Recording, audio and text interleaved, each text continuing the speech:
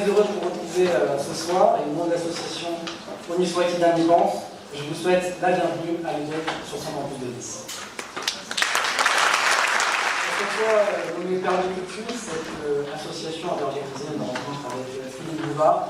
C'était le 7 février dernier, qui d'ailleurs avait rencontré grâce à vous un immense succès. Plus récemment, nous avons eu l'honneur, la chance, la grande joie de recevoir Axel Kahn, grand généticien, et également ancien président de la prestigieuse université Paris Descartes. Je voudrais commencer ce soir par remercier un certain nombre de personnes. D'abord par Madame Peradotto, ici présente.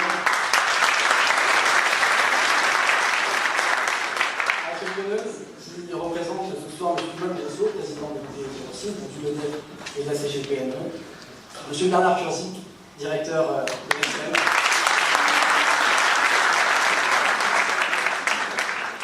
M. Emmanuel Mété, directeur de la communauté des MBA de l'EDEC.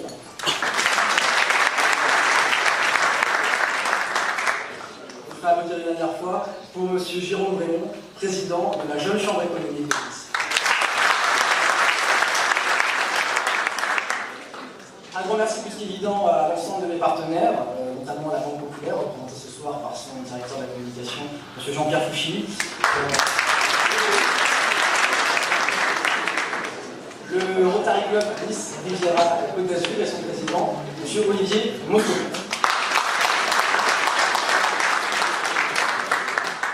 Je remercie également toute l'équipe de l'EDEC pour leur soutien et leur aide constante durant cette année grâce à de nombreuses questions.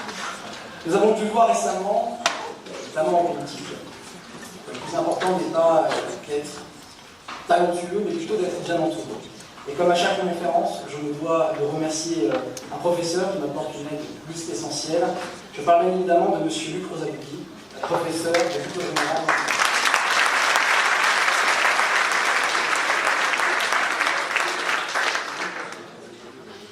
Comme je vous l'ai dit précédemment, cette association a pour objectif d'organiser des conférences afin de promouvoir la culture sur la région niçoise, et c'est pourquoi j'ai sollicité M. Eric Burt. Avant de vous délivrer mon traditionnel billet du heure, qui aujourd'hui s'efforcera de retracer le brillant parcours de M. Burt, mesdames et messieurs, je vous demande d'accueillir le plus chaleureusement possible M. le ministre Eric Burt.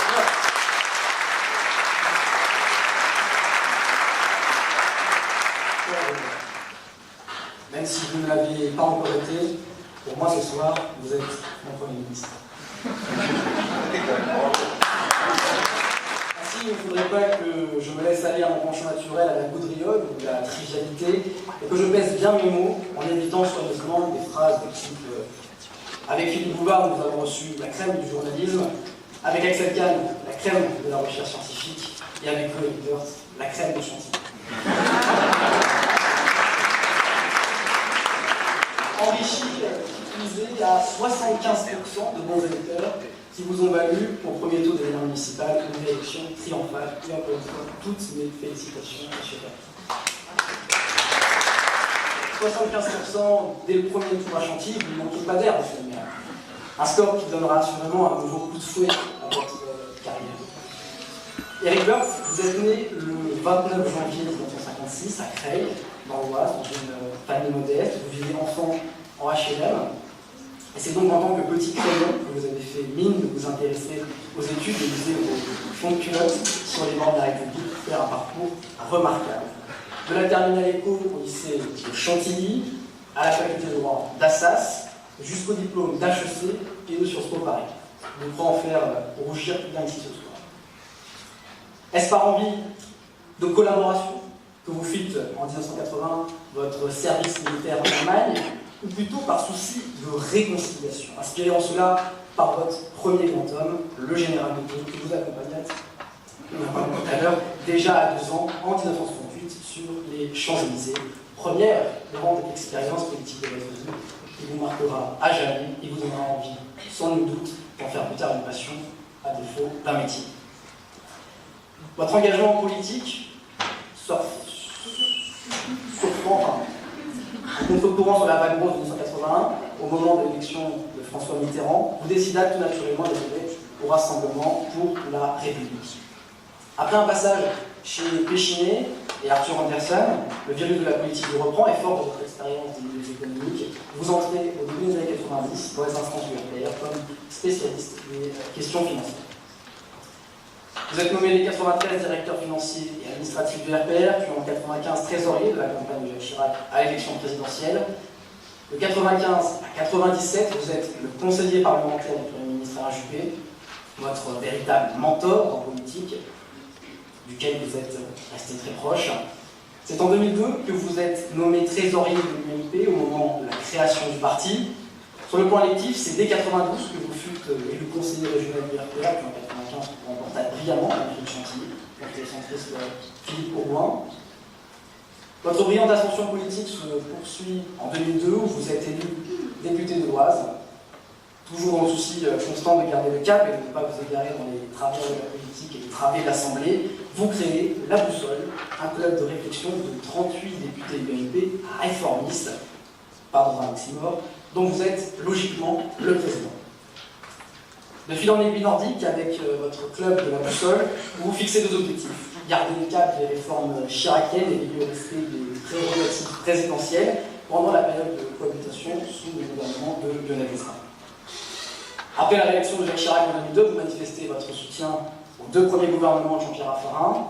Ce soutien vous vaudra la reconnaissance du Premier ministre lors de la formation de son troisième gouvernement en mars 2004, où il vous nommera secrétaire d'État à la réforme de l'État. C'est à ce poste que je serai chargé de faire appliquer la souvent contestée décision gouvernementale de ne pas remplacer la moitié des fonctionnaires qui partent à la retraite. Souhaitant, dit la chronique, écarter les juppétistes, Dominique de Villepin, devenu Premier ministre en 2005, ne vous reconduit pas dans vos fonctions. Tout en demeurant fidèle à votre mentor Alain Juppé, vous vous êtes dès 2002 rapproché de Nicolas Sarkozy. Quand ce dernier s'emparera de l'UMP 2 ans plus tard, il vous maintiendra au poste de trésorier du parti. Et c'est tout naturellement, comme vous l'avez été avec Jacques Chirac, en son temps, que vous serez en 2007 trésorier de sa campagne présidentielle. Et comme pendant 20 ans, vous avez mis vos hautes compétences en matière de finances au service du RPR et de l'UMP, il était donc plus que logique que François Fillon, nouveau Premier ministre, vous offrit en 2007 le poste de ministre du budget, des comptes publics et de la fonction publique, puis celui de ministre du budget, des comptes publics, de la fonction publique et nouvelles attributions de la réforme de l'État. Lors du remaniement, après la défaite des élections régionales en mars 2010, vous remplacerez Xavier Carpos, poste de ministre du Travail, de la solidarité et de la fonction publique. C'est à ce poste que vous aurez en charge la difficile négociation de la réforme du système des retraites avec les partenaires sociaux. À la suite du changement du gouvernement le 14 novembre 2010, pris dans des démêlés judiciaires, vous perdez votre portefeuille ministériel et retrouvez en décembre votre siège de député. Vous devenez membre de la Commission des Affaires étrangères et travaillez à ce titre sur une mission importante concernant la place, le rôle politique, culturel, économique et éducatif de la France en Inde, sur lesquels nous serons sûrement amenés dans le cadre de cette conférence à vous interroger. Le 27 novembre 2012, vous rejoignez le Rassemblement UMP éphémère, groupe parlementaire de François Fillon, à la suite des résultats contestés du congrès de l'UMP.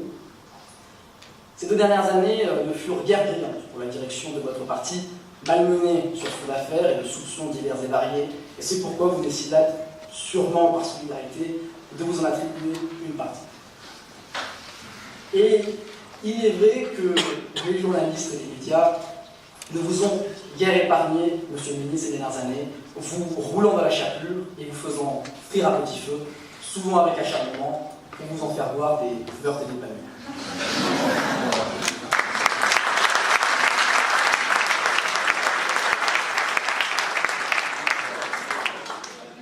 Comme le dit le célèbre proverbe de Charles Pascalien, grand passeur entre les gouttes, s'il en est, après la pluie vient toujours l'embellie. Et après avoir été un temps emporté, votre parti et vous-même remportâtes brillamment ces dernières élections municipales, l'UMP en redevenant le premier parti de France et vous en étant magistralement réélu dès le premier tour avec plus de 74% des voix au poste de maire de Chantilly pour votre 4e mandat.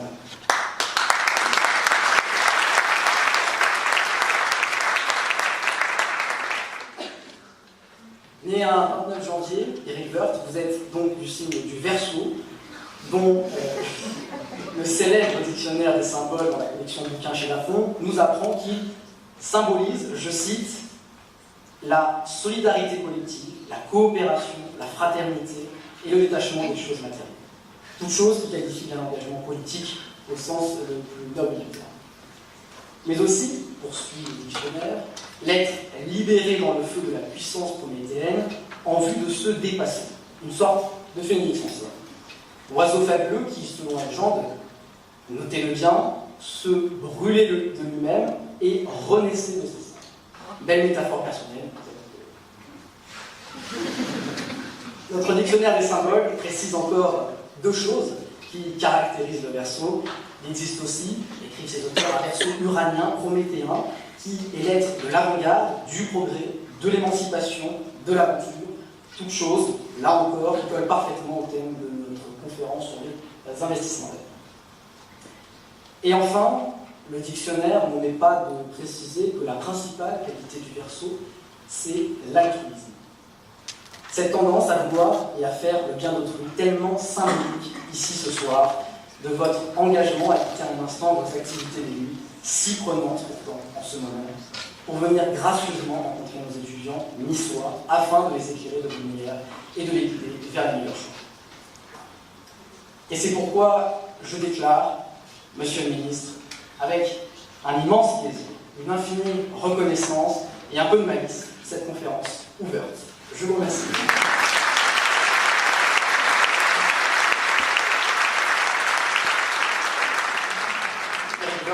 Bonsoir, officiellement. Bienvenue à l'Index Je vous réitère nos plus sincères remerciements pour avoir accepté notre invitation. Peut-être vous dire quelques mots avant de commencer, pourquoi vous avez accepté de venir ici rencontrer les étudiants niçois? Parce que vous m'avez invité. Au fond, c'est assez simple. Moi, j'aime bien venir discuter avec des étudiants. Je le fais régulièrement lorsque je suis invité par des bureaux des élèves, par des associations.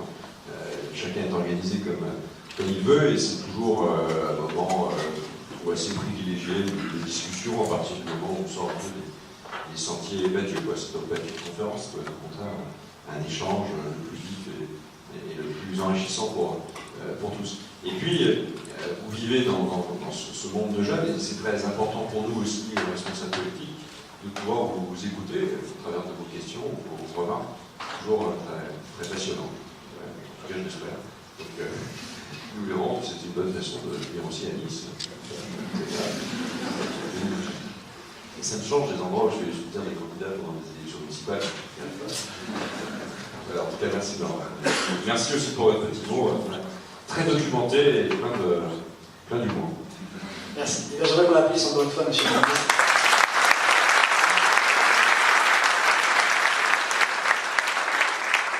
Alors, cette conférence va se dérouler en deux parties.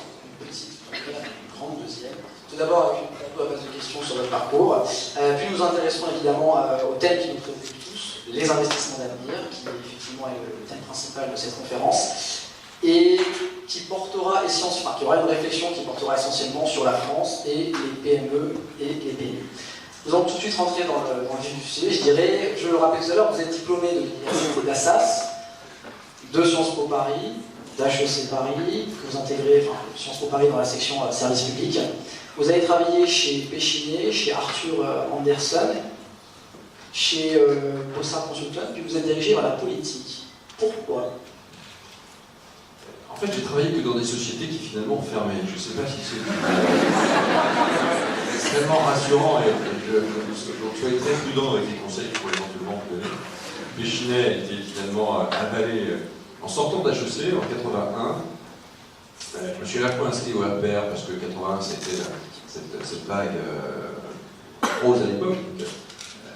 François Mitterrand est devenu président de la République. J'avais déjà un engagement politique, parce que c'était le directeur de ma vie. J'avais déjà un engagement politique. Je m'étais présenté tout jeune, je vais avoir 18 ans, aux élections municipales de Creil, dans ma ville natale. J'étais Creillois et pas Crayon. Et j'avais participé à cette liste.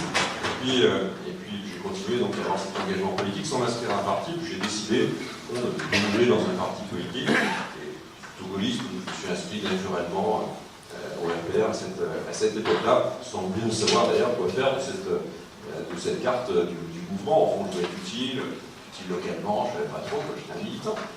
Et puis c'était bien comme ça. Et en sortant de HEC, donc en terminant mes études, je suis rentré chez Péchinet, qui est une belle société groupe international, qui encore un peu de chimie, mais plus beaucoup d'aluminium. Et puis au fur et à mesure, j'en suis parti, quelques années après, Péchinet a été racheté par nombre de sociétés et de DPC. Et puis je suis rentré chez Arthur Andersen, et Arthur Andersen, société quasiment centenaire, grand cabinet d'audit, parmi les cabinets d'audit, au fond a également fermé, parce que l'associé a fait un peu n'importe quoi aux États-Unis, par une sorte de jeu de domino. L'ensemble de la société s'est écroulé. J'étais directeur financier du RPR qui a cessé son activité pour devenir l'UFP.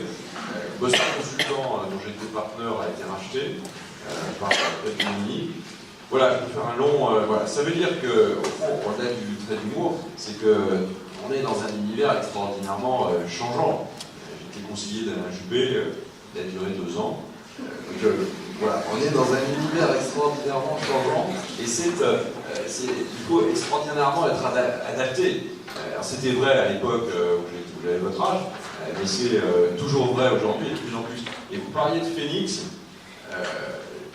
c'est assez exact. Je pense qu'on mesure la performance de quelqu'un d'abord à la fin de sa vie, parce que tant qu'on n'arrête pas de vivre, on n'arrête pas d'avoir des ambitions, des envies, heureusement, mais on ne le mesure pas tellement au succès qu'il rencontre, mais à sa capacité de rebond. Il n'y a pas des gens qui ont une sorte de succès linéaire, comme ça, tout le temps. Ça doit peut-être arriver, mais enfin c'est relativement rare. Et surtout des gens qui réussissent, puis après ont un accident de parcours, qu'on soit dans la vie publique ou dans la vie privée. C'est pas nos représentants d'entreprise qui diront le contraire. Et puis on passe un mauvais cap, et puis on rebondit, et on rebondit sur un autre succès, sur une autre aventure, sur d'autres espoirs, sur d'autres ambitions, sur de nouveaux challenges. Et je trouve que les hommes et les femmes qui, au bout d'un certain temps, se disent « Oui, vraiment, j'ai rempli une belle vie professionnelle, la famille d'à côté, j'ai rempli ma vie professionnelle, j'ai été suffisamment utile aux autres, quel que soit l'endroit où j'ai été », c'est aussi dans cette capacité de rebond. Donc l'image du phénix, à partir du moment où vous ne restez pas ensemble tout le temps, l'image du phénix, c'est pas mal. Et vous qui êtes justement le produit de l'école de commerce, HEC allemand tout de même, est-ce que vous pensez qu'il y a une place en politique pour les étudiants de ce milieu-ci des écoles de commerce? Ah oui, surtout, à mon avis, surtout, aussi avec des énarques qui font de la politique, c'est pas choquant d'ailleurs, parce que quand vous rentrez à l'ENA, vous avez montré un goût marqué pour la chose publique, sinon vous ne rentrez pas à l'ENA, vous faites autre chose.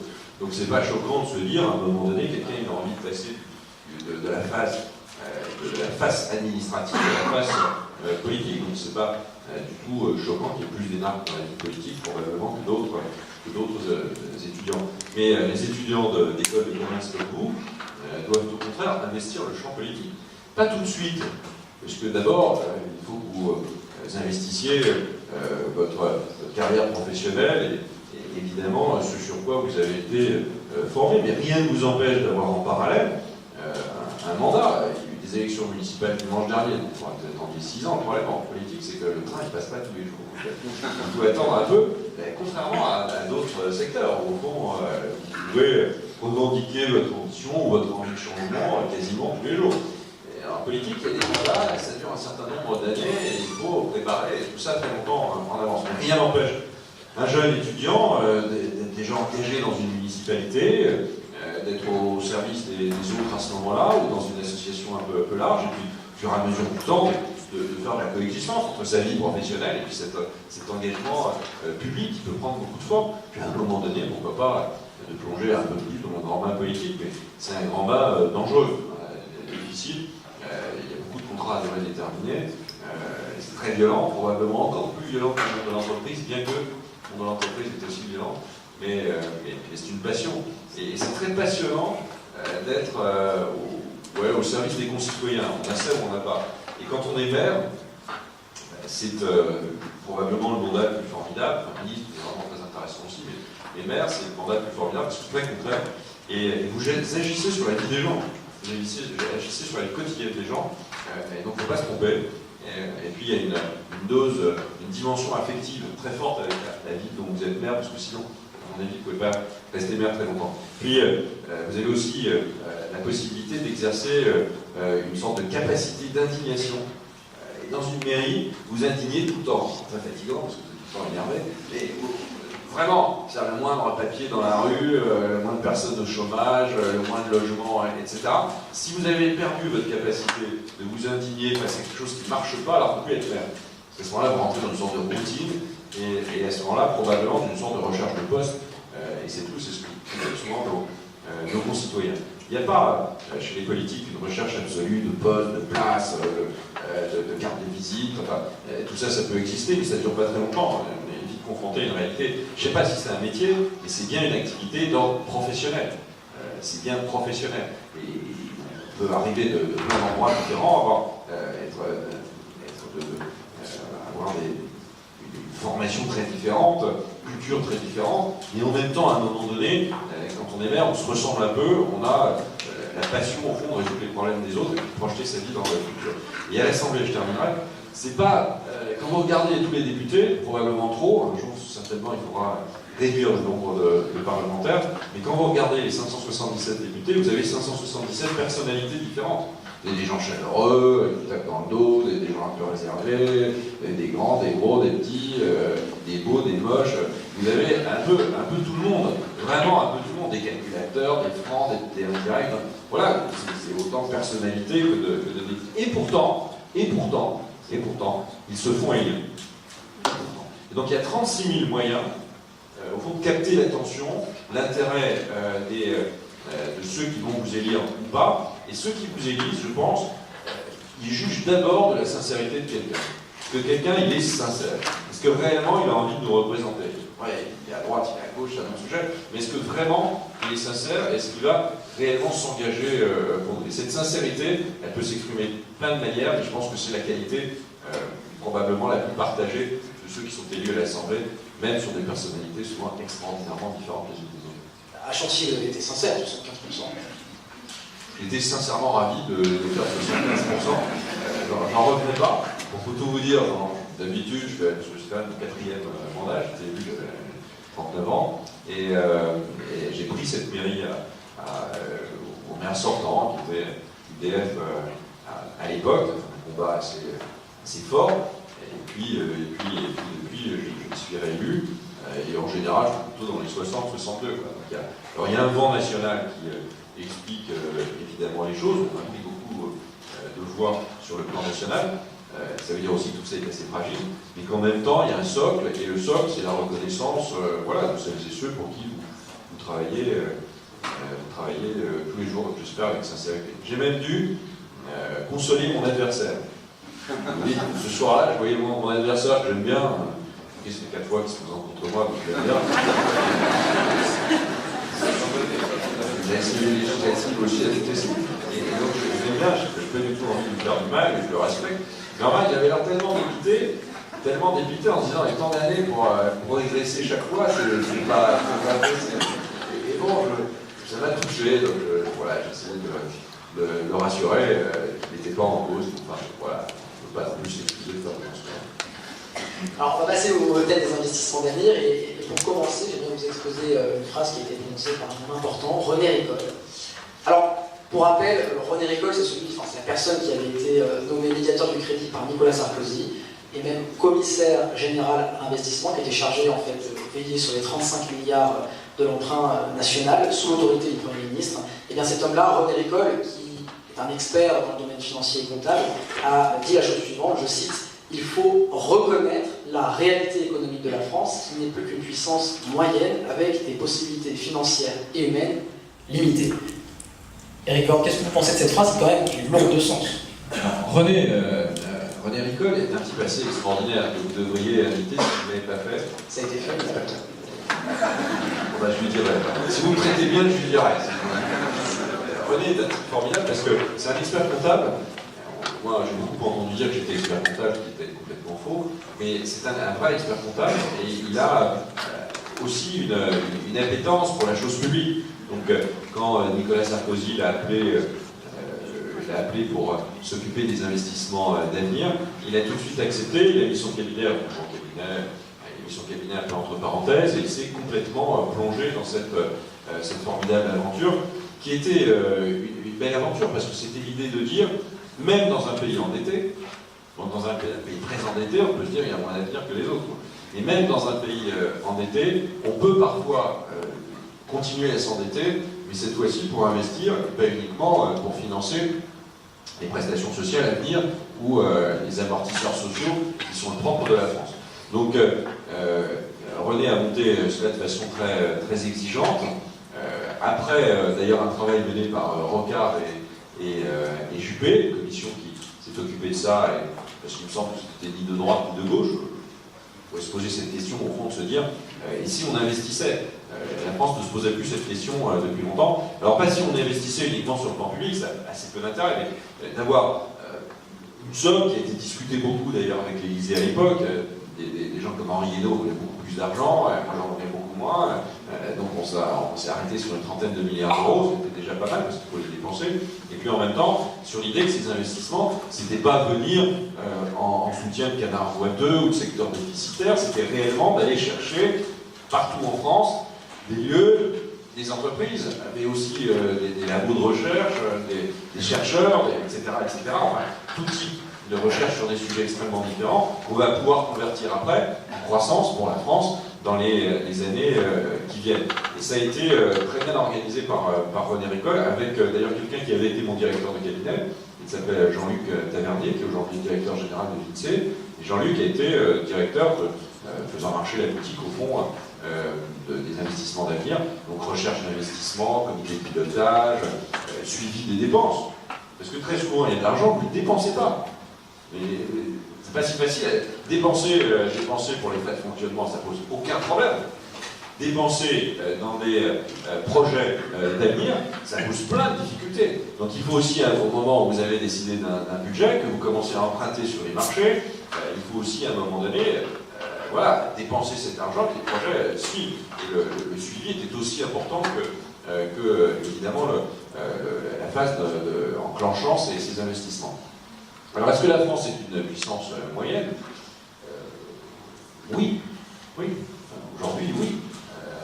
Oui. On a 65 millions d'habitants, on a à peu près 2000 milliards d'euros de dettes, on a un déficit public important, on est un pays un peu vieillissant, pas autant que l'Allemagne, mais quand même. Donc oui, on est une puissance moyenne, on a un PIB par habitant qui reste très important, mais on est une puissance moyenne.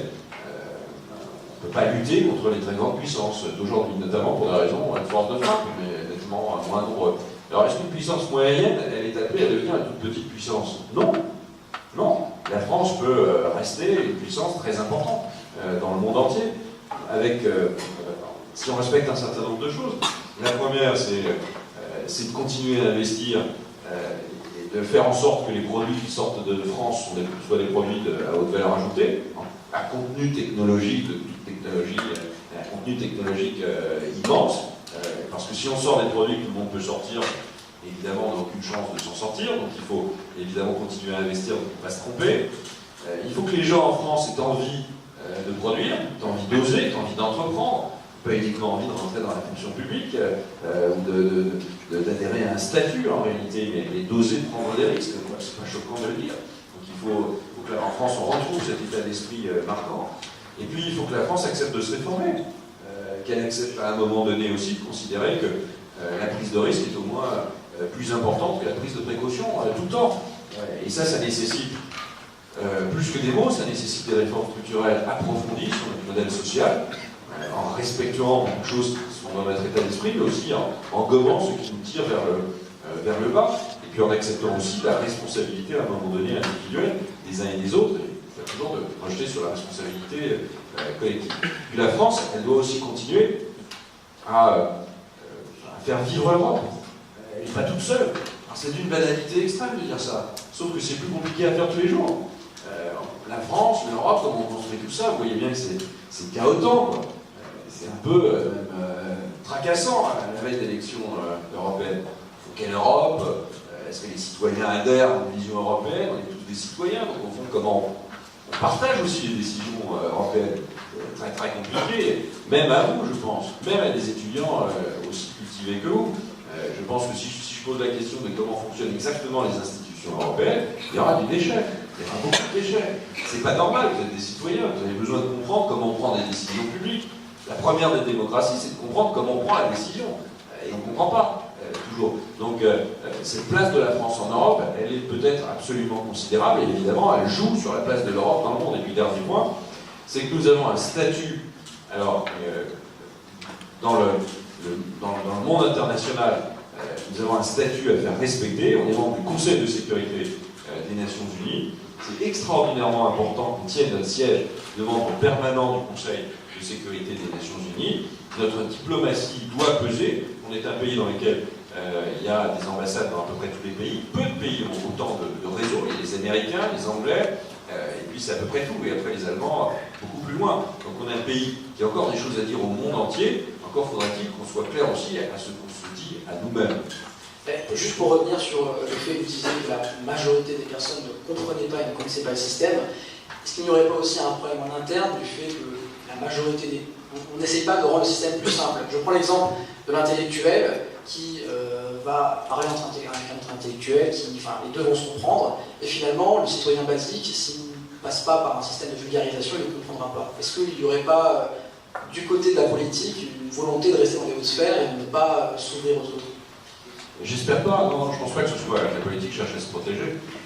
C'est compliqué d'associer beaucoup de nos concitoyens. Il y a cette demande, on voit bien qu'il y a une évolution, on voit bien qu'on est dans une phase extraordinairement dangereuse de nos sociétés. La France, elle danse sur un volcan.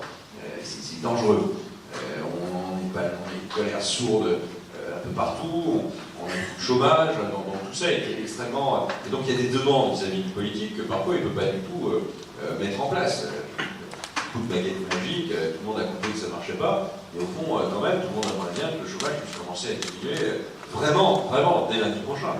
Donc c'est des sujets extraordinairement lourds. On vous demande beaucoup de résultats, et au fond, on produit beaucoup de déceptions. Il y a un décalage, bien sûr, qui est tout à fait gigantesque. Si en plus on ne comprend pas comment vous prenez vos décisions, ou si on considère d'ailleurs que vos décisions sont prises par d'autres, ou sous l'influence d'autres, les choses peuvent très très mal se passer. Donc il faut qu'il y ait une clarté des institutions démocratiques. Je pense qu'en France, c'est à peu près clair.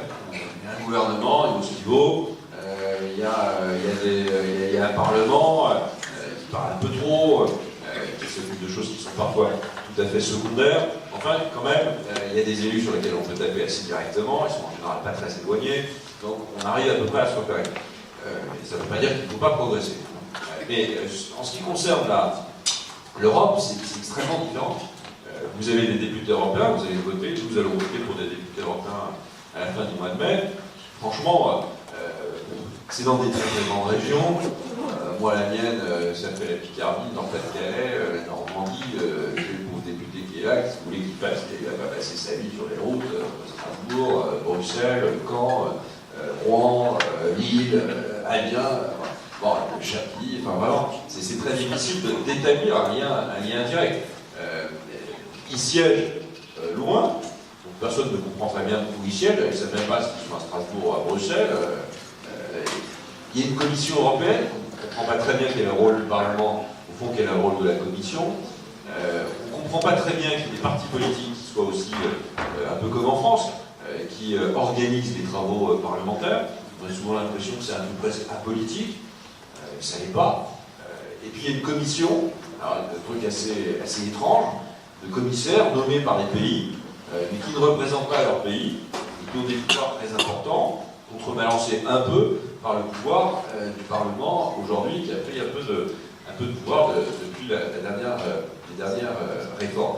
Et puis à côté de tout ça, il y a un président de l'Europe, qui n'est pas vraiment président, donc ça change, ça tourne, avec un ministre des Affaires étrangères de l'Europe qui n'est pas vraiment ministre des Affaires étrangères, mais avec une volonté, en plus en Europe, d'avoir d'un côté ceux qui partagent la même monnaie, l'euro, avec cette fois-ci des règles communes de fonctionnement, et notamment un pacte de stabilité dont on pourra parler si vous le voulez, qui est très important pour gérer une monnaie commune, dans laquelle on devrait avoir une politique évidemment économique commune, quoi, c'est compliqué. compliqué de partager une monnaie ayant une politique économique et sociale, des modèles sociaux et économiques très très différents, c'est très compliqué, on le voit bien.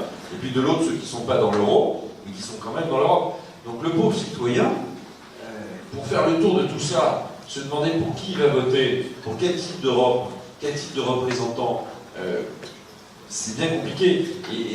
Et là, le vrai enjeu, me semble-t-il, de l'Europe, c'est réellement passer à une étape de démocratisation très forte, où chacun puisse comprendre parfaitement bien les institutions qui le représentent et les compétences qui sont les siennes. On en est loin, j'espère qu'un jour on est pas loin. Tout à l'heure, vous disiez la France est une puissance moyenne. Et quand on parle des faiblesses de la France, il y a certains mots qui reviennent assez. Compétitivité, productivité, qui sont directement en lien avec le monde du travail. Le coût du travail, et la France reste quand même un pays où le coût du travail n'est pas des moindres. Est-ce que vous pensez qu'il faut forcément passer par l'augmentation du temps de travail pour renouer un peu avec cette activité, un élément évidemment, et sur les aux autres éléments qui pourraient être un levier pour améliorer cette activité? Qu'est-ce que vous conseillerez? Je ne voudrais pas que ce soit mal interprété quand je dis que la France est une puissance moyenne, je ne mets aucune fatalité. La puissance moyenne, on est dans le concert des grandes puissances, et que notre voix elle porte. Il y a peu de gens qui sont capables, peu de pays qui sont capables de projeter une force seule quand on considère que politiquement et militairement, il faut le faire. Donc on a un statut qui dépasse cela, bien évidemment. On est une puissance nucléaire, évidemment, c'est quelque chose de tout à fait considérable.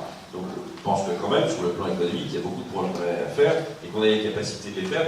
Mais il ne faut pas qu'on prenne trop de retard sur les autres, parce qu'on est en train d'en prendre dans le domaine de la recherche sur toute une série de sujets. Il y a plein de sujets, vous avez reçu M. Kahn, j'imagine qu'il vous a parlé de tout ça avec un très grand brio, et il y a plein de sujets sur lesquels on est encore en pointe, et il faut conserver ça. Et pour conserver ça, il faut accepter d'y mettre de l'argent, il faut accepter d'investir, il faut qu'il y ait des entreprises qui aient les capacités de le faire. Voilà, c'est beaucoup un très gros travail pour essayer de faire en sorte qu'on soit toujours à la pointe du monde.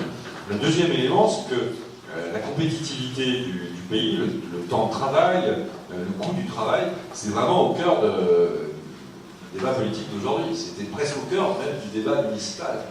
C'était assez bizarre d'avoir des maires plutôt des élus qui avaient comme projet éventuellement d'améliorer le fleurissement du rond-point du carrefour de l'Europe, et puis de créer 10 places de crèche dans la crèche Aristide Briand, etc. Et puis en même temps d'avoir des électeurs qui allaient vous juger sur une capacité à tenir les finances publiques, à lutter contre le chômage. Enfin, vous étiez pour un certain nombre de maires qui ont été battus. C'est vrai aussi pour des maires socialistes, il ne faut pas non plus caricaturer les choses. Il y avait des bons maires qui ont été battus. C'était socialiste, tu peux rien, mais enfin, ils n'étaient pas nécessairement de mauvais maires. Donc il y a des bons maires qui ont été battus et qui ont été battus sur un sujet qui les a complètement dépassés. Et ça a quand même une signification, parce que c'était assez rare de voter lors d'élections municipales où les gens quand même comprennent très très bien, l'Europe ne comprenne pas, mais la mairie comprenne très très bien de quoi il s'agit. Et de les voir avoir un filtre de lecture, une grille de lecture, qui n'est plus du tout la politique locale, ou pas beaucoup la politique locale, mais d'y ajouter un autre fil très grossissant, qui était leur colère et leur volonté d'exprimer cette colère ambiante et nationale. Et c'était quand même pas la première fois, mais à ce point-là, c'était la première fois. En général, on projette sa colère sur des élections européennes, on verra, sur des élections législatives, évidemment, ou sur des élections régionales, sur des élections municipales, c'est plus rare. Et donc il y a ce débat extraordinaire, formidable sur la compétitivité. Notre pays n'est pas assez compétitif. Alors on nous dit sans arrêt, oui, mais la compétitivité de l'ouvrier français, elle est formidable, et beaucoup plus productif que l'ouvrier allemand ou tout autre type d'ouvrier. Bon, c'est peut-être vrai, mais c'est aussi largement faux. Parce que ce qui compte, c'est pas uniquement votre productivité, c'est aussi votre production. Donc il faut bien multiplier par quelque chose la productivité horaire. Il faut la multiplier par un nombre d'heures, par le travail que vous faites. Et évidemment, on travaille beaucoup moins d'heures que la plupart des autres pays. Il y a d'autres pays qui ne travaillent pas beaucoup aussi. Mais on est dans les pays qui travaillent le moins. On travaille moins que les Allemands, contrairement à ce qui est dit, un peu moins. On a un coût du travail qui est plus élevé que le coût du travail allemand, même si le coût du travail allemand est en train d'augmenter, même si dans les secteurs c'est pas toujours tout à fait la même chose. Enfin, globalement, on a un coût du travail qui est plus élevé. Et donc, si on a des produits qui n'arrivent pas à intégrer ce coût du travail, on ne les vend plus. C'est assez clair. Et il faut à ce moment-là que nos entreprises elles aillent soit se délocaliser, chercher ailleurs, et puis essayer de vivre sur des prix du travail inférieurs, soit évidemment monter en gamme sur des produits à plus forte valeur ajoutée. Et ça, on ne sait pas nécessairement encore très bien le faire. Le diagnostic, il a été porté depuis très longtemps. C'est même une banalité affligeante. Sauf qu'on n'a pas réussi à totalement rectifier notre appareil de production pour certainement beaucoup de raisons, dont une raison, me semble-t-il, assez majeure, qui est que le marché du travail est d'une rigidité extrême. Et qu'à partir du moment où le marché du travail est d'une rigidité extrême, il crée de la rigidité aussi dans toute l'économie. Et c'est un facteur qui, me semble-t-il, est extraordinairement dangereux. Il y a un deuxième facteur qui est celui de la confiance. On a des gens qui ont envie d'investir, le capital, il y a du capital, pas suffisamment, mais enfin il y a quand même du capital, il y a du travail, pas assez, mais il y a du travail. Enfin on manque singulièrement de confiance. Et depuis de pas mal d'années. Et le facteur confiance est très très important. Et comme on produit plutôt cher, au fond chaque fois qu'on injecte du pouvoir d'achat, il y a un débat en ce moment, hein. Est-ce qu'il faut faire de la rigueur, pas de la rigueur, est-ce qu'il faut relancer en injectant du pouvoir d'achat? Les Italiens, avec une star, un nouveau ministre, Premier ministre qui a fait 4 jours et qui est devenu une star, bon, il est en train de baisser les impôts et de réinjecter du pouvoir d'achat. Enfin, si vous réinjectez 10 milliards de pouvoir d'achat supplémentaires dans les ménages, il y en a 8 qui partent en déficit commercial. On consomme des produits pour la plupart étrangers. Et donc c'est quelque chose sur lequel il faut véritablement réfléchir. Donc il faut baisser le coût du travail. Il faut baisser le coût du travail en baissant les charges sociales. Et moi, je suis assez favorable au pacte de responsabilité. Alors, je ne suis pas favorable parce qu'on nous envoie dans la figure un pacte tous les jours. Mais je suis favorable à l'idée qu'il faut baisser les charges sur le travail. Et l'IFP a réfléchi sur le sujet. Et on peut se demander où exactement il faut baisser les charges. C'est un débat qu'on peut avoir si vous le souhaitez. Mais en tout cas, il faut bien baisser les charges sur le travail.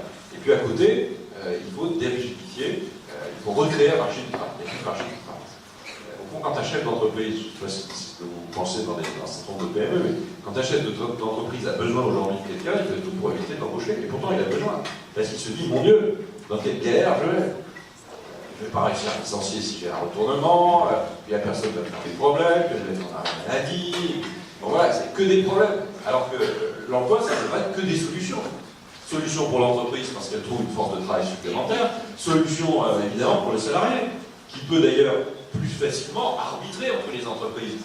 Vous pouvez partir d'une entreprise parce que vous n'y êtes pas bien en vous disant que dans les 2 mois qui viennent, vous aurez trouvé ailleurs si le marché du travail est fluide. Et si la fluidité du marché du travail a amené de la croissance supplémentaire, on n'est plus du tout là-dedans. Chacun est aux abris, chacun se protège. Personne ne croit que Pôle emploi va vous trouver du travail, il n'y a pas un chef d'entreprise qui s'adresse à Pôle emploi pour trouver quelqu'un. Il y a vraiment un problème absolument majeur qui, à mon avis, dépasse encore plus le problème du prix du travail. Et ce n'est pas l'accord national interprofessionnel qui a été signé il y a peu de temps qui change quoi que ce soit. Ça améliore un peu, mais ça améliore dans le même état d'esprit. On doit faire vraiment une énorme table rase du Code du travail tel qu'il est rédigé aujourd'hui, avoir un dialogue et une négociation fondamentale sur ce sujet avec les organisations syndicales évidemment, mais en même temps, l'État doit décider. Et on manque beaucoup de décisions sur ce sujet. Voilà, je suis un peu éloigné de votre question. On reviendra sur le pacte de responsabilité tout à l'heure en faisant la convention UNEDIC qui a été récemment pointée du doigt par la CFE-CGC, le syndicat des cadres. Et j'aimerais revenir quelques instants sur les entreprises. On sait évidemment, et on ne le rappellera jamais assez, constituent le cœur de notre économie, pas seulement les grandes, mais évidemment les PME et PMI qui en sont bien plus importantes. François Hollande le disait lui-même lundi soir lorsqu'il s'adressait aux Français, les entreprises, c'est l'emploi. Moi j'ai rien compris. Je suis pas très doué. Je vais m'aider ici. Donc effectivement, François Hollande lundi soir lorsqu'il s'adressait aux Français évoquait que les entreprises constituent l'emploi, évidemment. Alors concrètement, qu'est-ce qu'aujourd'hui on peut faire pour améliorer la compétitivité des entreprises en France? Parce que finalement, au niveau de la création d'entreprises aussi, on est un peu en retard. On ne crée pas beaucoup à l'année. C'est assez extraordinaire de découvrir dans ce pays que l'emploi, c'est plutôt l'entreprise. Qu'un président de la République soit obligé de le rappeler, c'est en soi assez terrorisant, pour tout vous dire, je trouve. Évidemment, l'emploi, c'est l'entreprise. Enfin, la meilleure façon pour qu'il n'y ait pas de chômage, on peut toujours embaucher 3 millions de gens dans la fonction publique. Quoi. Ça posera un certain nombre de problèmes. Donc si on pousse à l'absurde, mais si on pousse jusqu'à l'absurde, il faut toujours pousser les raisonnements jusqu'à l'absurde pour voir ce que ça donne. Et donc on montre qu'on est totalement déséquilibré. On ne résoudra pas le problème de l'emploi en France en créant les Xième contrats aidés d'avenir, de génération, de tout ce que vous voudrez. Et évidemment, il faut réduire le volume de la fonction publique. Il ne faut pas stigmatiser les fonctionnaires. Moi, j'étais 3 ans ministre de la fonction publique. Il ne faut pas stigmatiser les fonctionnaires. Il faut admirer les fonctionnaires pour leur engagement au service du public. Enfin, en même temps, on n'a pas besoin de 5 millions. Quoi. Parce que ça crée en réalité beaucoup de gens sous statut. Il y a en France beaucoup de gens sous statut. Statut de la fonction publique, statut protégé dans un certain nombre de cas, sur des professions, libérales notamment. Donc on a beaucoup de retraités, donc on a beaucoup de gens qui sont en réalité dans une très grande rigidité, à la fois de rémunération et à la fois de carrière. Et puis à côté, il y a ceux qui pédalent, les chefs d'entreprise, leurs salariés, qui doivent pédaler de plus en plus vite parce que le fardeau est de plus en plus lourd. Et évidemment, ça ne peut pas marcher. Ça ne peut pas marcher parce que c'est injuste. Ce beau mot de justice, il ne faut pas le dévoyer tout le temps, c'est injuste. C'est injuste. Il est injuste de partir trop tôt à la retraite. C'est injuste pour ceux qui payent votre retraite. C'est injuste.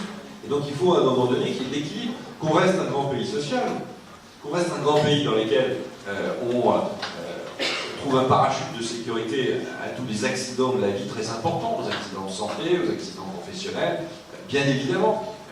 Personne ne dira le contraire. On sera toujours un pays très social. Parce que ça, on le partage à peu près, cette idée-là, à 65 millions d'habitants. Mais si vous tombez dans une sursocialisation du pays, une surprestation familiale, sociale, de maladie, de sécurité sociale, etc., en réalité, vous ne pouvez pas la payer. Et qui est-ce qui paye le pot cassé? C'est pas François Pinault, Bernard Arnault. C'est l'homme de la rue.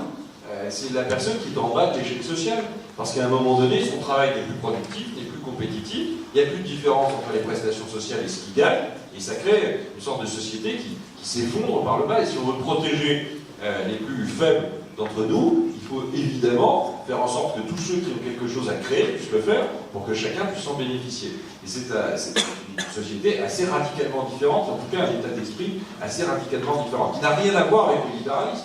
C'est pas du libéralisme, c'est du bon sens.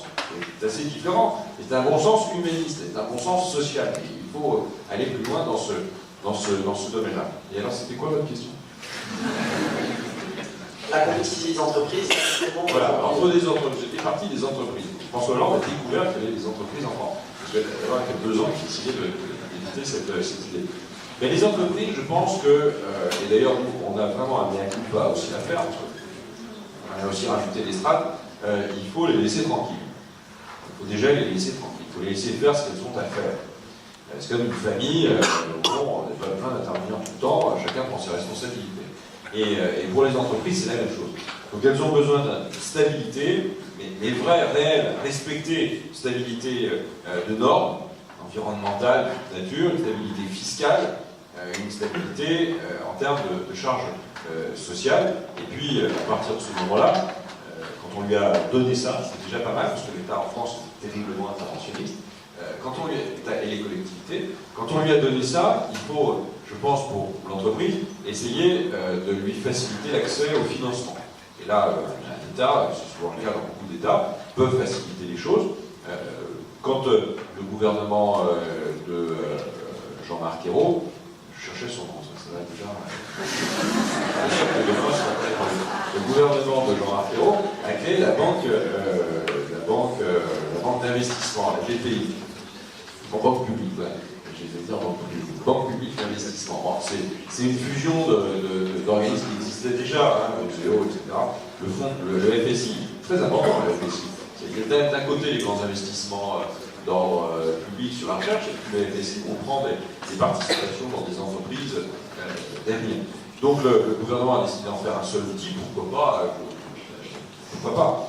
Donc la BPI, c'est pas une innovation, mais en tout cas c'est un fer de lance. Je pense que c'est pas si mal que ça, et on peut développer l'accès au crédit, des discussions avec les banques, tout ça l'État peut s'en mêler un peu pour un peu fluidifier ou faciliter la relation entre l'entreprise et puis son accès au financement. Et puis c'est tout, de la stabilité, des normes qui ne soient pas antiproductives, donc réduire réduire la voilure sur un certain nombre de demandes, et puis en même temps faciliter l'accès au financement et former les gens.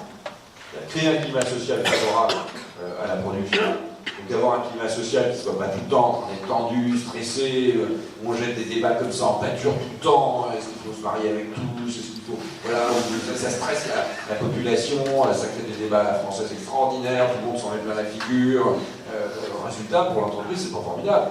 Pour la croissance française, c'est pas formidable non plus. Vous n'êtes pas dans une ambiance où vous avez véritablement envie de lâcher totalement vos idées. Donc, créer un climat, une atmosphère, la confiance, je le disais tout à l'heure, c'est absolument nécessaire de la part des responsables publics. Quand on a fait ça, si on arrive à faire ça, et qu'on arrive au fond à créer un dialogue social de qualité, avec des syndicats probablement qu'il faut aussi aider à se réformer eux-mêmes, voilà. Elle a fait son job, je pense qu'à ce moment-là, l'entreprise française, elle peut continuer son travail. On est assez loin de tout ça, aujourd'hui, assez loin.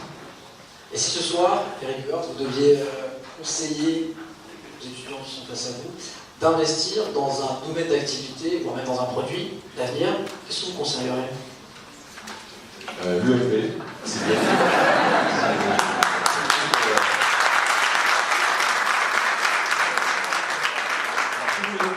En baisse, vous investissez dans le PS, ça peut jamais, on ne sait jamais, ça peut rebondir, ça va rebondir assez vite parfois. Non, je plaisante évidemment. Je ne sais pas, il y a plein d'aménagements, évidemment, en dehors des secteurs de nouvelles technologies de toute nature, des biotechnologies, tout ce qui relève d'une recherche fondamentale qu'on applique après à des produits qui viennent des produits de tous les jours. À vous de les détecter.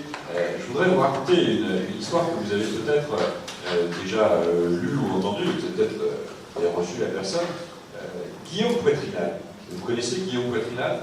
Guillaume, il était président d'Unibail Rodamco. Grosse boîte, du CAC 40 d'ailleurs, grosse boîte qui crée des centres de conférences. Par exemple, ils ont la porte de Versailles à Paris, ils viennent de faire Aéroville Roissy, donc des grands centres commerciaux, voilà, une entreprise franco-néerlandaise qui est extrêmement importante, et une des boîtes du CAC 40. Guillaume, il est un type qui a fait aussi HEC, un type qui a une quarantaine, 45 ans peut-être, il est encore assez jeune, contrairement à ce que vous croyez, assez jeune, et il est parti, en pleine gloire et réussite. L'entreprise réussissait parfaitement bien. Il est parti parce qu'il a considéré qu'il avait fait le tour de ce type de grosse boîte. Il s'est dit, moi j'ai envie de créer aussi des choses moi-même. Je ne suis pas propriétaire de cette entreprise, j'en suis dirigeant. On peut tout à fait, mon mandat va être renouvelé, il n'y a vraiment aucun problème, Et il a eu envie de poursuivre une envie de création d'entreprise. C'est pas d'ailleurs aussi créer une entreprise. Et il a créé une entreprise qui n'est pas de la haute technologie, mais qui est très intéressante. Il m'a montré. Il importe des panneaux de bois, du bois traité d'une certaine manière, d'Autriche, qui peuvent remplacer le béton. Et donc vous pouvez construire des immeubles jusqu'à 5 ou 6 étages avec ces panneaux de bois qui sont d'ailleurs isolants, qui ont une solidité, une résistance aux flammes d'ailleurs, contrairement à ce qu'on croit, très importante, etc. De nouveaux matériaux de construction, pas des panneaux de particules ou uniquement une ossature bois remplie de béton. Non, non, on construit complètement en bois. Et il croit beaucoup à ce produit. Et donc on est à la fois dans l'ancienne économie, on est dans le bâtiment, voilà. En même temps on est dans la nouvelle architecture, parce que on crée des nouveaux lieux, on a envie de vivre dans des lieux différents. Bref, l'école est magnifique, on ne faisait pas ça il y a quelques années. On a envie de vivre dans des lieux aussi qui respectent l'environnement, qui produisent leur propre énergie, etc. Et puis il est sur un produit du bois qui on l'utilise depuis des millions d'années, et puis en même temps sur une nouvelle technologie, et ça n'existe pas aujourd'hui en France, en tout cas pas comme ça. J'ai trouvé cela assez formidable, parce que ça veut dire que des idées comme ça, on peut en avoir beaucoup. Et c'est pas uniquement créer un site internet pour répondre à telle demande, donc on peut avoir beaucoup d'idées de toute nature, que le lien entre ce qu'on appelle la vieille économie et la nouvelle économie, il est quand même encore très fort. Il y a beaucoup d'emplois dans l'ancienne économie, beaucoup. Donc, il ne faut pas non plus tout laisser tomber. Il y a beaucoup de choses qui doivent être traitées dans l'industrie. Ne partez pas systématiquement dans les services. L'industrie française, elle a, je pense, un grand avenir devant soi, parce qu'elle se réforme, et voilà, on a tous les gens de talent pour la réformer, donc pas de doute là-dessus, on a aussi des capacités d'innovation qui sont très fortes. Tout ça est aussi bien connu, mais voilà, on a besoin de jeunes. Et de jeunes diplômés qui ne partent pas uniquement dans les services financiers ou dans les technologies de la communication ou de l'Internet, qui est très important aussi, bien sûr. Mais il y a donc un champ extraordinaire qui vous est offert à l'étranger, encore aussi offert en France. Il faut investir dans les panneaux rôles. Là, voilà. Investissez. Alors, on parlait tout à l'heure du pacte de responsabilité.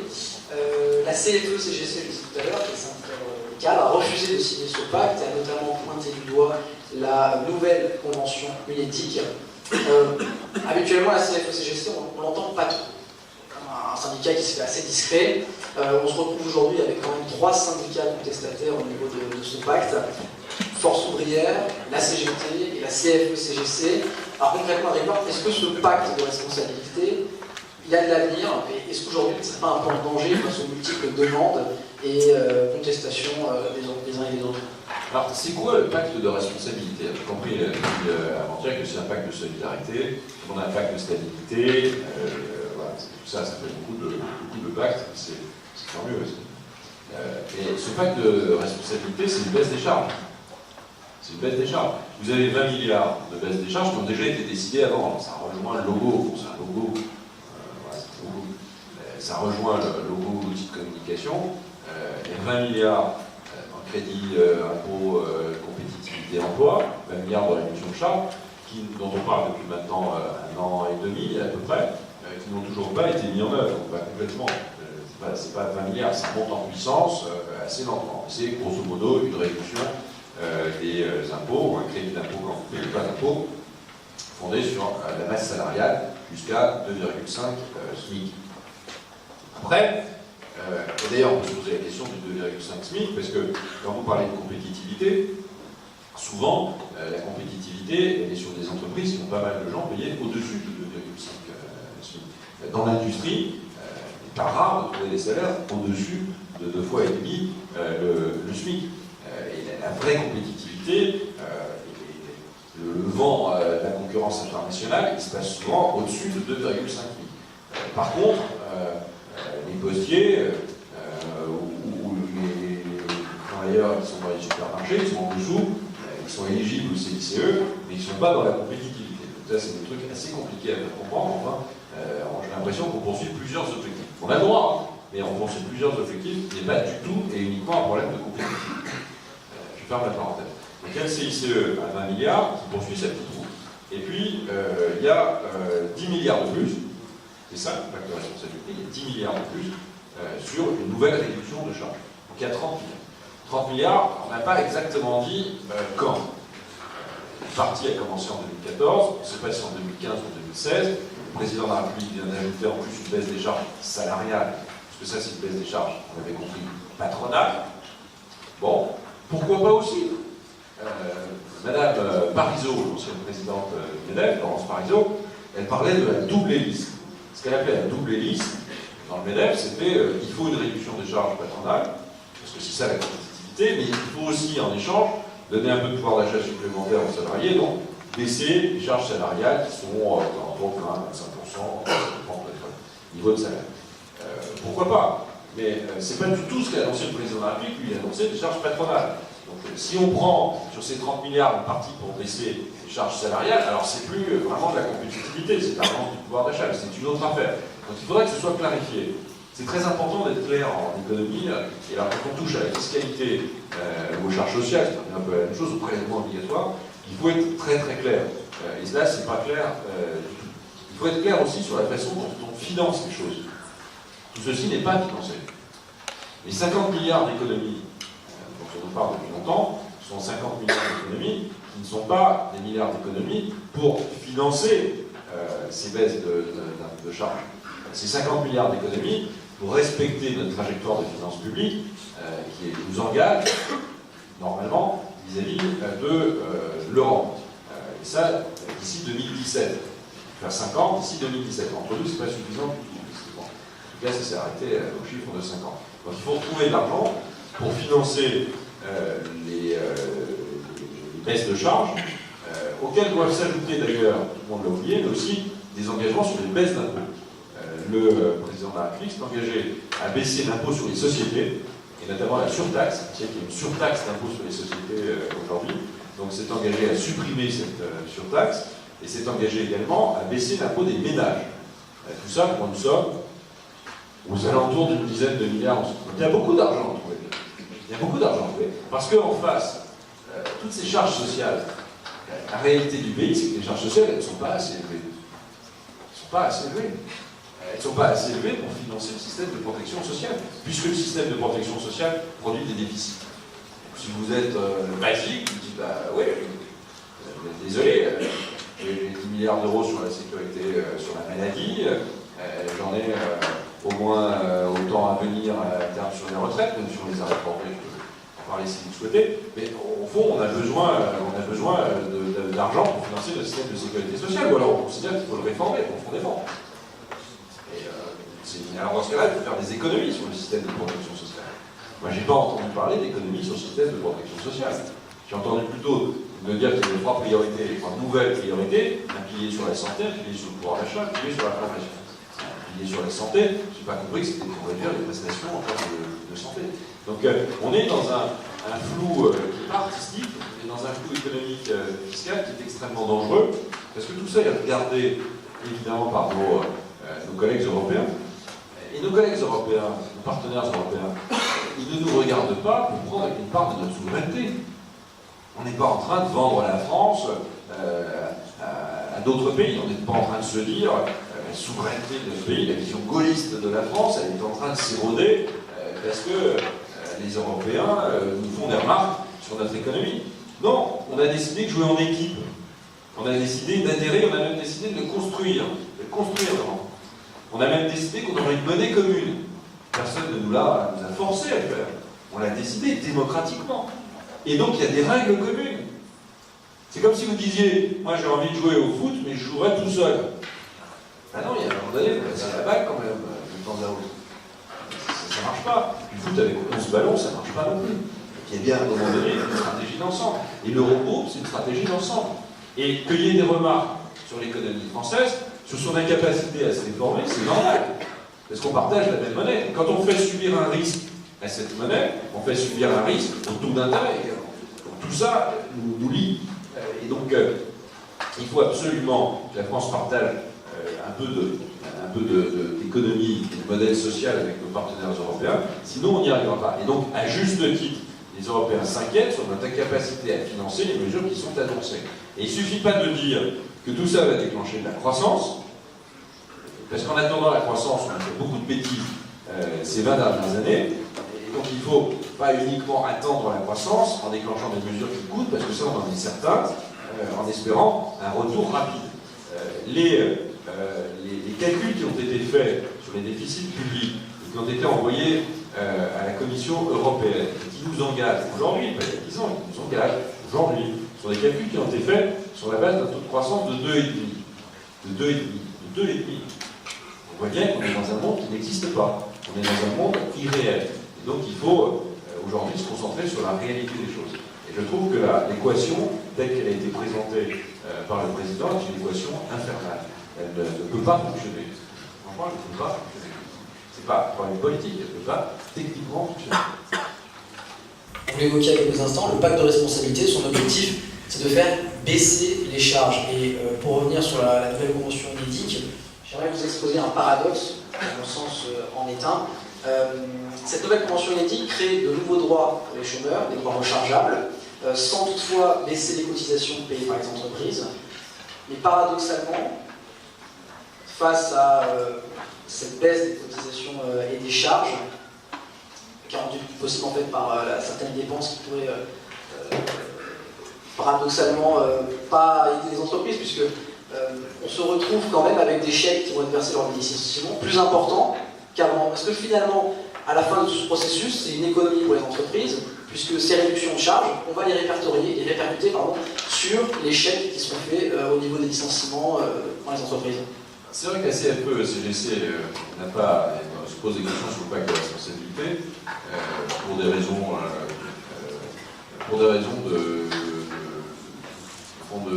de niveau de salaire auquel doivent jouer ces allègements de charges. Il y a plein de débats économiques là-dessus.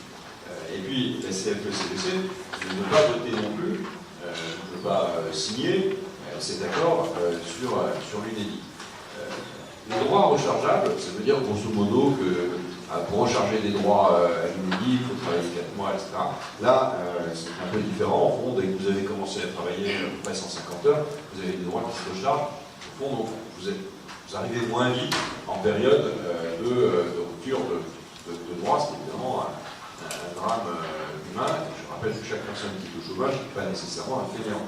Quelqu'un qui n'a pas envie de travailler. Et si on prend le sujet comme ça, c'est évidemment une très mauvaise façon de le prendre. J'entends ça de temps en temps. Non, les gens, ils ont envie de travailler. C'est-à-dire qu'on doit leur fournir immédiatement un travail en face de chez eux, mais enfin, il y a plein de gens qui se décarcassent pour essayer de trouver du boulot qui n'y arrivent pas. Donc, il faut quand même respecter ça. Ça, c'est un vrai drame. Et donc, on a une complaisance en France pour le chômage. C'est pas moi qui l'ai dit. On a choisi, quasiment volontairement ou pas, je ne sais pas, on a choisi le chômage. La France, elle a, de façon républicaine, choisi que c'était le chômage, la variable d'ajustement de l'économie française. C'est pas la monnaie, c'est pas le salaire. Dans un marché, au fond, le salaire s'adapte, le prix s'adapte dans un marché. Donc il n'y a pas de marché du travail, donc le salaire ne s'adapte pas aux circonstances économiques. Le SMIC, d'ailleurs, est extraordinairement rigidifiant pour ça. Donc ça ne fonctionne pas. Donc voilà, il faut bien qu'il y ait un point de rupture. Le point de rupture, c'est le contrat de travail.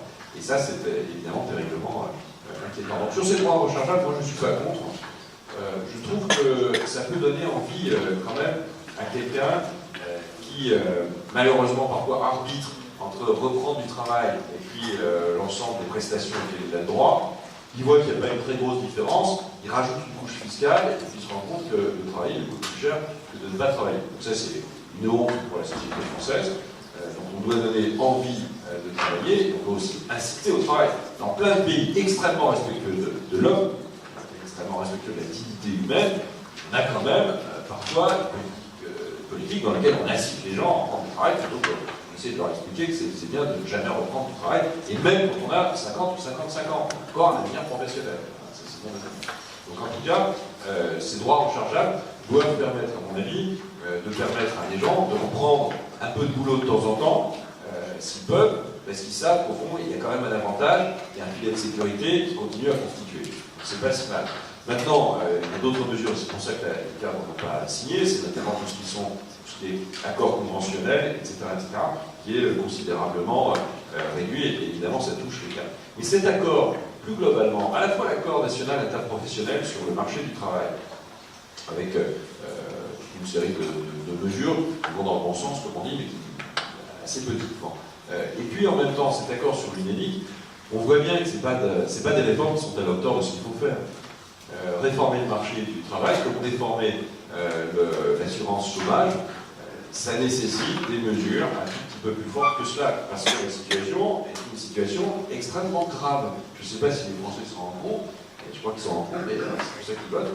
C'est une situation extrêmement grave. Pas, je ne le dis pas par catastrophiste, c'est pas du tout. C'est qu'on est dans une situation extrêmement grave. Et faire des petits accords comme ça, c'est pas au fond suffisant, parce qu'on remet toujours l'accord important la fois d'après. Et je pense que les négociateurs ne sont évidemment pas allés assez loin, probablement ils ne pouvaient pas, mais à ce moment-là, c'est à l'État de taper du poing sur la table. Ces accords sont signés, mais après ils passent devant la loi, et ça doit aller plus loin. Donc on doit se poser la question sur la nature même de l'indemnisation du chômage en France, sur sa durée, sur son niveau, sur plein de choses comme ça, qui sont des sujets extraordinairement peu populaires, très très compliqués à aborder, dans lesquels probablement aucun ministre n'a très envie d'afficher son nom, mais enfin, si on est un homme d'État, on accepte à un moment donné la popularité si c'est pour le bien général. Concrètement, l'État français aujourd'hui devrait intervenir dans ce problème. Oui, je pense qu'on ne peut pas uniquement s'en référer au dialogue social. Je suis très favorable au dialogue social.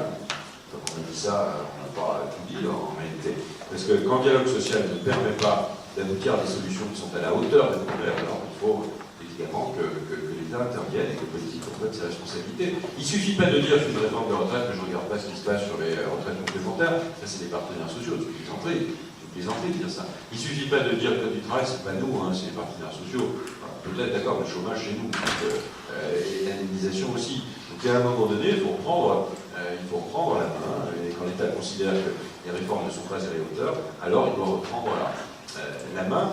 Et d'ailleurs, les Européens nous disent, ils nous regardent parce qu'on a déjà demandé des délais pour respecter la trajectoire de finances publiques, le fameux 3%, etc. On a déjà demandé des délais. Nicolas Sarkozy a demandé des délais en 2007, il s'est fait agonir d'injures par la gauche. Bon, je dirais, on va en discuter. Mais Hollande, quand il est arrivé, au bout d'un an, il a tout de suite redemandé les délais. Il les a obtenus. 2 ans. Je vous rappelle que le déficit public de 2010, de 2013, loi de finances initiale 2013, 3% de déficit. Monsieur Moscovici, assis, arrête comme la justice, ou comme Bercy dans son siège, disant on tiendra nos objectifs. Non, monsieur le ministre, vous ne tiendrez pas vos engagements. Bien sûr que si, on les tiendra. On n'est pas comme vous. Vous ne les teniez pas, mais nous, on les tient. On tiendra nos engagements. Il a répété ça tout le temps. Et ces engagements n'ont pas été tenus. 3%. C'est devenu 3,7 à l'été. Puis c'est devenu 4,1. Et là, le gouvernement vient d'annoncer, enfin l'INSEE, vient d'annoncer 4,3 sur le gouvernement dit, au fond, on a bien tenu le truc, on n'a pas tellement bien tenu, on a été rappelé 0,2. C'est sûr que si on prévoit en décembre ou en janvier, on est plus proche de la réalité, quoi. Une entreprise fait ça, c'est une catastrophe. C'est sûr que par rapport à la dernière prévision, vu qu'il y en a eu 10, vous vous rapprochez un peu de la réalité. Enfin, la réalité, c'était 3, c'était au fond de se dire, il faut qu'on assainisse nos finances publiques. Et c'est pas une politique de rigueur. Elle est où la rigueur? Elle est nulle part. Elle est nulle part. Il n'y a pas de rigueur. La seule rigueur, c'est le chômage. Il n'y a pas de rigueur. Il y a des services publics qui fonctionnent, il y a des prestations sociales qui fonctionnent, il n'y a pas de rigueur. C'est une absurdité. Il n'y a pas d'austérité. Dans un certain nombre de pays, l'austérité française, c'est la gabegie pour eux. C'est la gabegie pour eux. Donc il y a juste des niveaux de déficit qui sont bien plus importants, des niveaux d'endettement, des niveaux de prélèvement obligatoire qui sont bien plus importants que dans d'autres pays, et qu'il faut à un moment donné ramener à des niveaux raisonnables si on veut retrouver une croissance construite, une croissance durable, par un feu de paille. Il y en a même plus d'ailleurs. C'est un sujet extraordinairement lourd, et je trouve qu'il y a eu beaucoup de rendez-vous ratés, et l'Europe vient de nous le dire, en disant qu'aucune des réformes structurelles qui souhaitaient n'avait été faite. Il y a eu le rendez-vous raté de l'UNEDIC. Il y a eu le rendez-vous raté, enfin à moitié raté, de la réforme du Code du travail, puis le rendez-vous raté des retraites, où compte tenu de l'absence de croissance, il fallait revoir la réforme que j'avais mise en place. Enfin, la réforme que j'avais mise en place, c'est pas une erreur fondamentale, on a augmenté l'âge de la retraite. Plein d'autres choses, on a augmenté l'âge de la retraite. L'âge de la retraite, de toute façon, ça marche. Plus vous payez tard la retraite, moins vous dépensez. C'est pas prix Nobel d'économie, une fois qu'on a dit ça. Seulement, c'est plus compliqué à faire accepter aux Français. On l'a déplacé de 2 ans. Vite. On montait plus vite en gamme que les Allemands. Moins loin, mais au fond, dès 2017, on continuait avec un rendez-vous en 2013 pour remettre les données macroéconomiques d'actualité. Donc, il n'y avait aucune surprise là-dedans. Le gouvernement, voyant que la croissance n'était pas là, la masse salariale ne progressant pas, une bonne partie des financements étant fondés sur la masse salariale, évidemment engranger les 2 ans, car c'est à peu près 8 milliards par année, donc engrange cela, et puis corrige les recettes qui n'ont pas eu lieu compte tenu de l'absence de croissance. Et il corrige ça, non pas en réformant ou en accélérant la réforme sur le plan structurel, il augmente les cotisations. C'est un rendez-vous raté. Parce que si c'est un rendez-vous d'augmentation des cotisations, quand le président un an après dit qu'il va baisser les cotisations qu'il a par ailleurs augmentées, on ne comprend plus rien. Et franchement, je pense que le pays a vraiment besoin de savoir où on en est. C'est même pas un problème de droit ou d'autre. Il a besoin de savoir où on en est. Et pas uniquement de se poser la question de savoir qui est ministre, qui n'est pas. La vraie question, c'est pourquoi faire. Et il faut respecter nos concitoyens. Et nos concitoyens, ils sont prêts à accepter, je pense, de faire des efforts supplémentaires. Et on ne peut pas, aucun gouvernement peut arriver en disant que non, vous inquiétez pas, on va dégager toute cette austérité ridicule, on va repartir comme avant, on va augmenter les salaires, on va continuer à baisser les marges des entreprises parce que finalement il y a trop d'argent. Franchement, ça ne marche pas. Ça ne marche plus. Donc il faut vraiment que ce gouvernement, comme les gouvernements qui lui succéderont, joue la carte de l'effort partagé, l'effort juste, mais aussi de l'effort réellement expliqué aux Français. Mais réellement expliqué. Et pas uniquement expliqué expliquer de temps en temps et de façon ponctuelle. Vous pensez que sous le quinquennat de Nicolas Sarkozy, les Français comprenaient vraiment mieux ce qui se passait en France à l'époque? Non, je ne dis pas ça. Il y a plein d'erreurs, évidemment. Enfin, si on n'apprend pas de ces erreurs, voilà, on arrête de vivre. Hein. Heureusement qu'on a toujours des problèmes. Parfois, on nous dit, mais pourquoi vous représentez, vous avez des cas, pourquoi vous ne l'avez pas fait? Oui, ce que j'ai fait hier, je ne le ferai pas demain, mais ce que je n'ai pas fait hier, je peux le faire demain. C'est un raisonnement qui vaut pour toute votre vie. Heureusement que vous inventez sans arrêt des idées, des ambitions, des choses nouvelles. Ce qui compte, c'est la cohérence de votre action.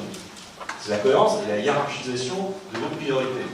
Le gouvernement de Nicolas Sarkozy, moi je suis resté 3 ans à Bercy, je suis la personne qui est restée le plus longtemps depuis les dernières années à Bercy. Je suis resté 3 ans. Sur ces 3 ans, il y a eu 3 ans, enfin pas tout à fait, il y a eu 2 ans de crise. Et Sarkozy, lui, 5 ans président de la République, 3/5 de son mandat, sous la crise. Mais pas sous la petite crise que subit Hollande, sous une crise mondiale. Franchement, les Français n'y comprenaient rien, mais les gouvernants non plus. Donc il fallait d'abord comprendre ce qui se passait. Parce que très bien, maintenant, on explique tout ça parfaitement bien, et c'est magnifique. Enfin, avant de l'expliquer, il fallait déjà comprendre ce qui se passait. Parce que si on avait compris avant, il n'y aurait pas eu de crise. Donc il fallait comprendre en quoi cette crise était d'abord pas uniquement une crise américaine, d'où elle provenait, ce qu'elle entraînait, quel jeu de domino elle entraînait, est-ce qu'elle était systémique ou pas. Puis après, tout d'un coup, s'apercevoir qu'elle était vraiment systémique, qu'elle était vraiment mondiale, on a dit le contraire pour à peu près 6 mois, et qu'elle commençait à toucher au cœur du cœur, c'est-à-dire au financement de l'économie. Et qu'à ce moment-là, les pays allaient tomber comme des dominos, les uns après les autres. Et que pour relever tout ça, on n'était pas uniquement, enfin, c'était pas l'Islande, hein. C'était... Et donc Nicolas Sarkozy, il a dû comprendre, comme ses collègues, enfin il a fait plutôt bien et vite, il a dû après prendre des mesures au niveau français, au niveau européen, au niveau mondial, et il n'a pas été le dernier à les prendre. Et puis on est finalement sorti de cette crise avec des répliques la crise de la dette, on dit encore, des répliques sur la crise de l'euro, enfin les choses se sont après stabilisées. Je rappelle que quand même en 2010-2011, on était à 1,5 à 1 litre de croissance. C'est pas il y a 10 ans, on l'a complètement oublié.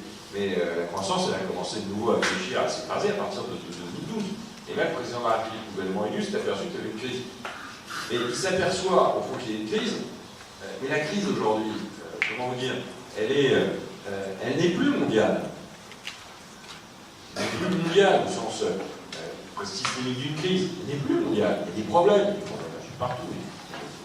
Elle n'est plus mondiale. La crise, elle est française. Elle est d'abord en nous.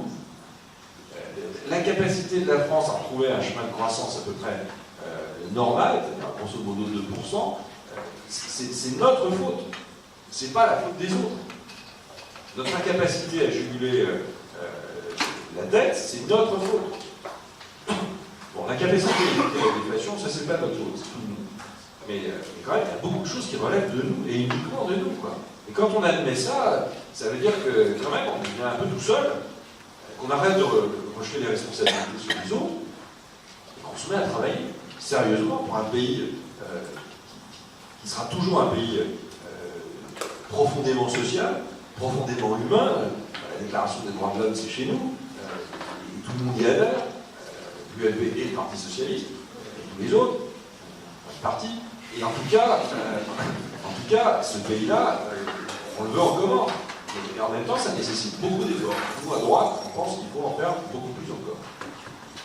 Il y a quelques instants, vous parlez de l'importance de la hiérarchisation des priorités. Aujourd'hui, en France, la première priorité, où est-ce qu'elle doit se situer?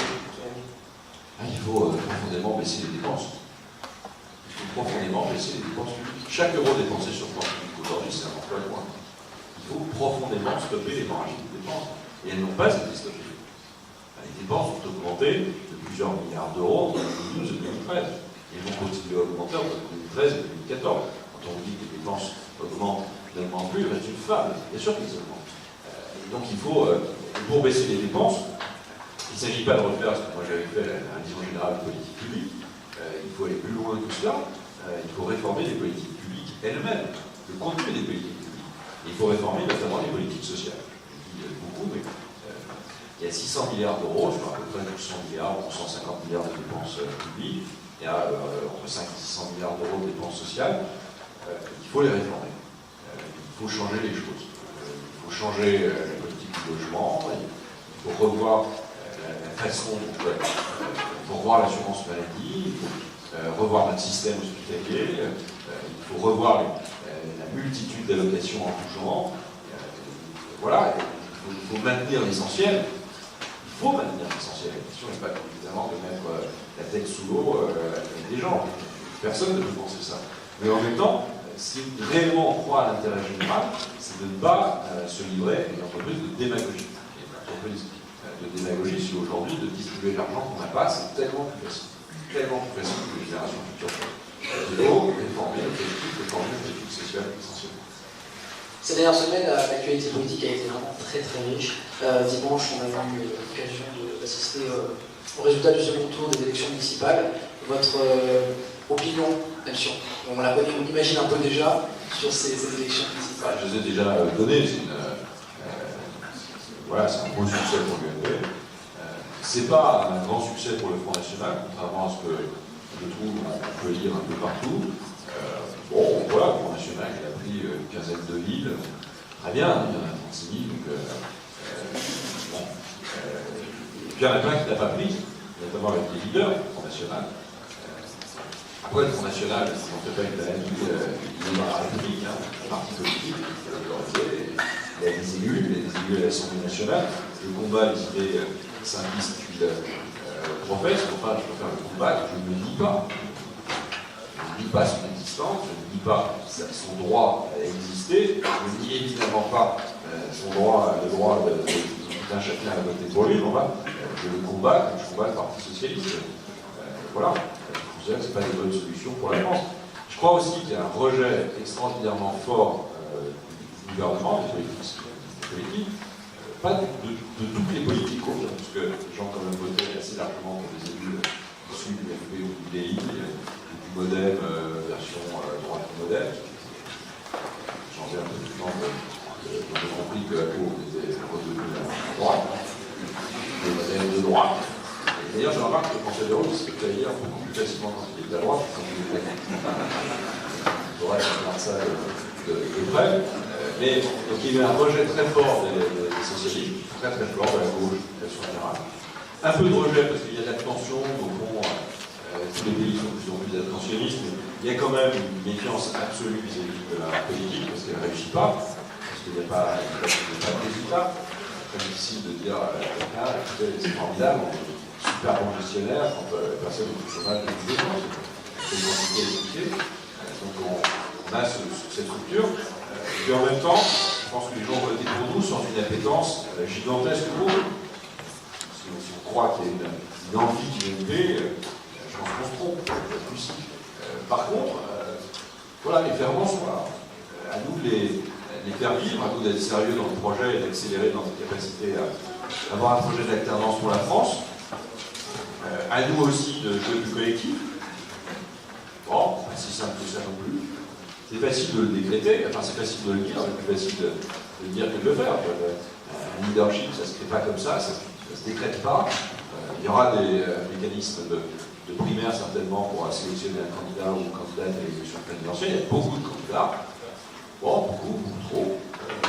Bon, ça veut dire autant que parcours individuel, mais à un moment donné, c'est parcours individuel. Quand on part 4 ans avant, ça fait long, quoi. Évidemment, ça fracture un peu le parti, parce que chacun essaie de séduire une partie de votre parti politique et de vos sympathisants. Ça fragilise le jeu collectif, je crois que chacun s'en rend compte. Et en même temps, c'est légitime, à partir du moment où il y a des commerces, il y a des gens qui veulent y aller, ils font une campagne, quoi.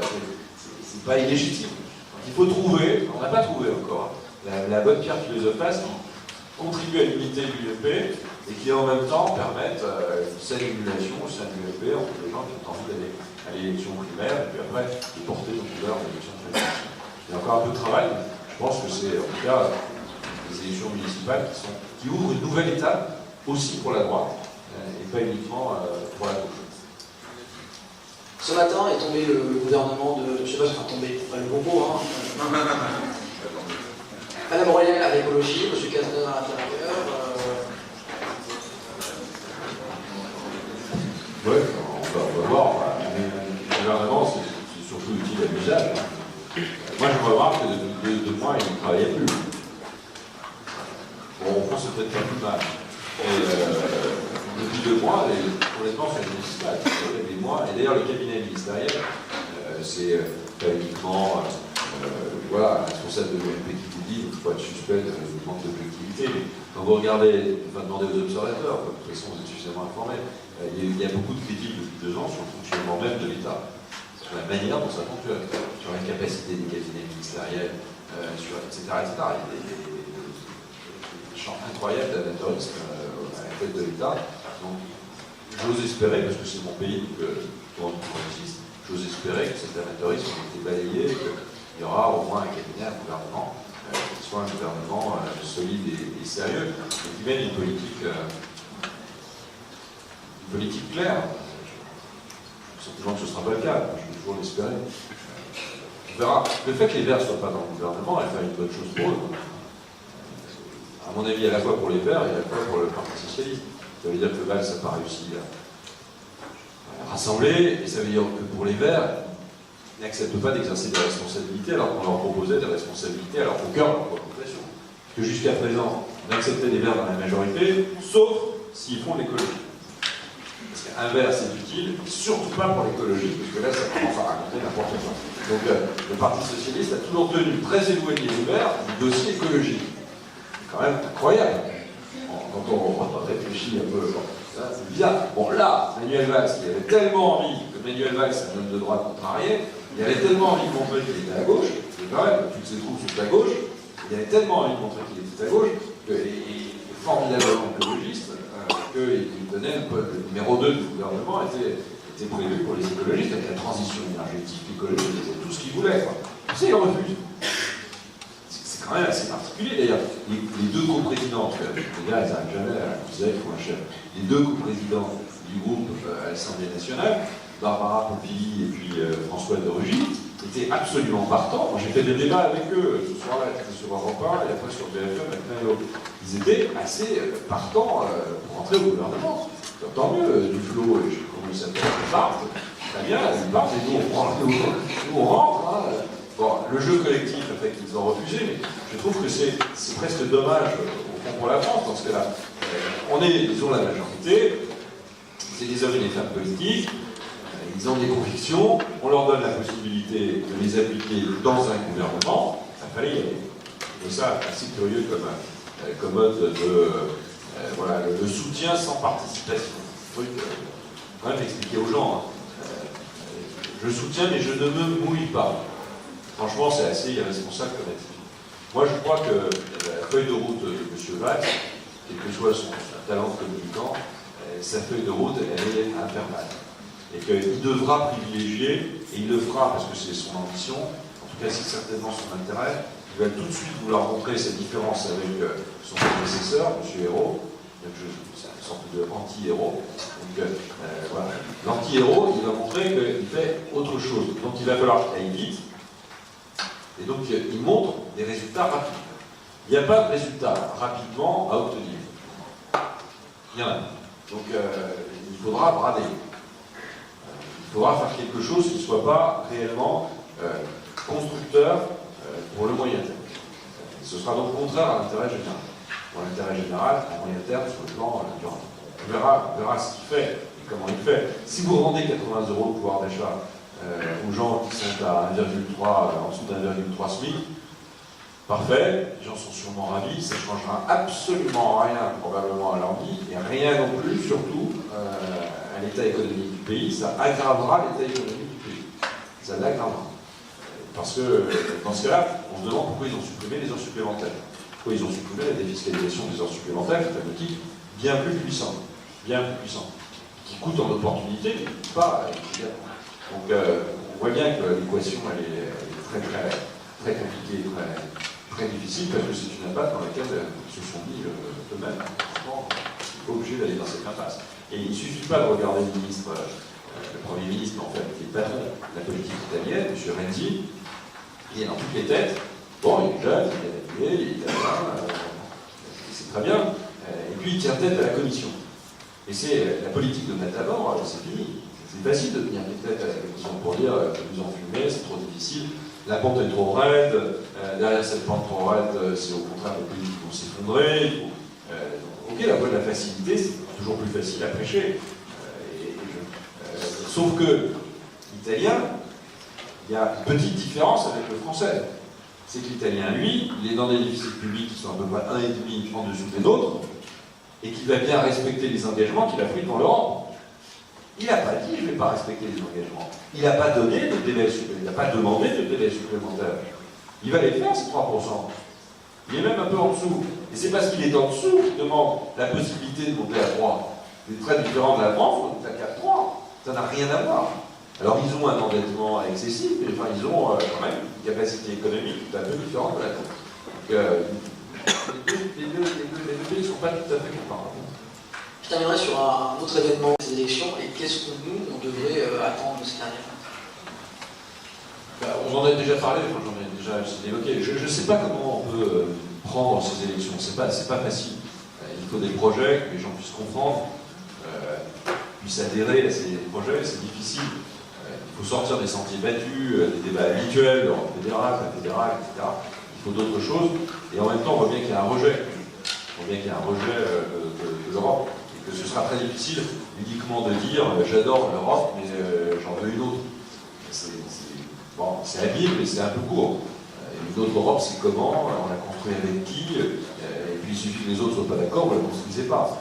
Moi je pense que la meilleure façon de prendre la campagne européenne, je ne suis pas sûr qu'on le fasse, ce serait d'avoir un programme commun, par exemple avec les Allemands, avec les Anglais, peut-être même en dehors de l'Eurogroupe, avec les Suédois, pas uniquement avec des gens du Sud. Voilà. On a un programme cohérent qui dise comment on va traiter les affaires étrangères, comment on va essayer d'améliorer la convergence économique et fiscale, et comment on va essayer d'aller un peu plus loin dans le domaine de la convergence sociale, ce qui est là aussi pas une petite perte de manche. Et comment on simplifie, encore une fois, les décisions et la transparence des décisions européennes. Le dire tout seul, quand on a l'UMP ou le PS, ça aurait relativement peu d'intérêt.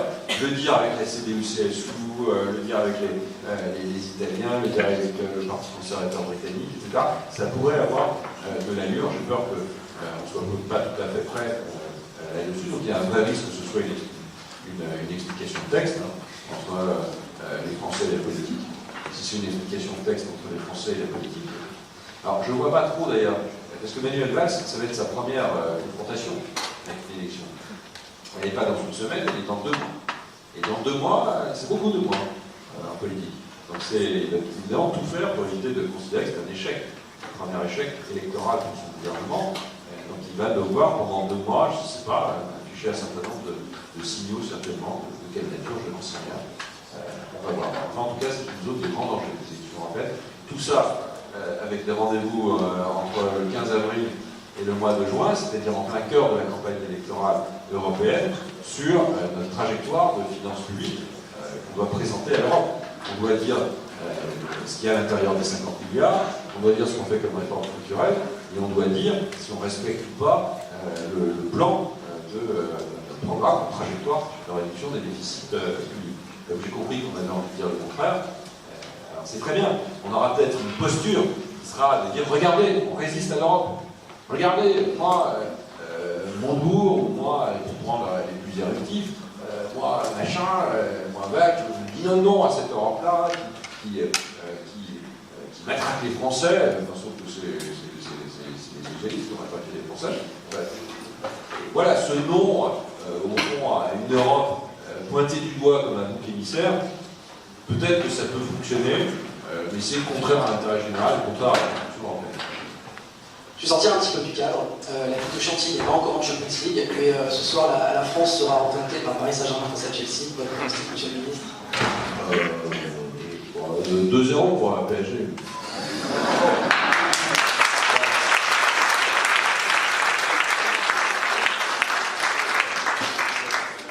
Il faut dire aussi qu'on peut faire rêver en France. On peut avoir de belles équipes de foot avec Ribéry à peu près pour l'équipe d'enfants. C'est pas être une nation moyenne dans le domaine du football, enfin des clubs en tout cas. Monsieur le ministre, je vous remercie d'avoir été avec nous ce soir. Merci d'avoir ennuyé, mais je trouve que ça été un peu long. Je trouve que ces sujets-là, qui ont un peu de temps, on peut essayer de le poser. les développer. Voilà. On va plus faire d'autres développements. En tout cas, j'étais ravi de pouvoir m'exprimer devant vous. Je vous souhaite beaucoup de chance dans votre future vie professionnelle. Profitez de cette période. Ça va faire un peu vieux con, mais quand même profitez de cette période. Parce que cette période est extraordinaire. Cette période d'études où vous pouvez vous intéresser à beaucoup de choses. Être dans l'école et être dans l'entreprise, tout ça est absolument passionnant. C'est une période magique et magnifique et qui se terminera bien si tout simplement vous osez aller jusqu'au bout de vos rêves. Bonne chance.